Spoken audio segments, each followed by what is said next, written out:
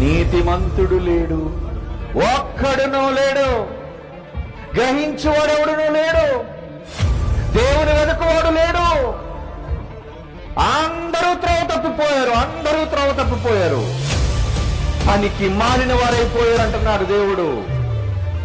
మేలు చేయవాడు లేడు, అందుకే అందరూ పాపము చేసి దేవుడు అనుగ్రహించి వరమును పొందలేకపోతున్నారంటే అందరూ పాపులేనా? అవును, వీఆర్ ఆల్ సిన్నర్స్. మనం అంత పాపులముగా మారిపోయాం. అది మాట చేత కావచ్చు, చూపు చేత కావచ్చు, ఆలోచన చేత కావచ్చు, క్రియల చేత కావచ్చు, నడకల చేత కావచ్చు, ఏదైనా కావచ్చు. మనమంతా మన పనులలో నేరస్తులం, పాపులం. అలాంటి పాపులుగా, నేరస్తులుగా మారిపోయిన మనం చావాలి. అది శాసనం. మరి శాసనం మారుతుందా? మారదు. శాసనం మారినప్పుడు మనమంతా నరకానికి పోవాలి. మరి ఇప్పుడు ఇన్ని కోట్ల మంది తన పిల్లల్ని ఎలా కాపాడుకోవాలి?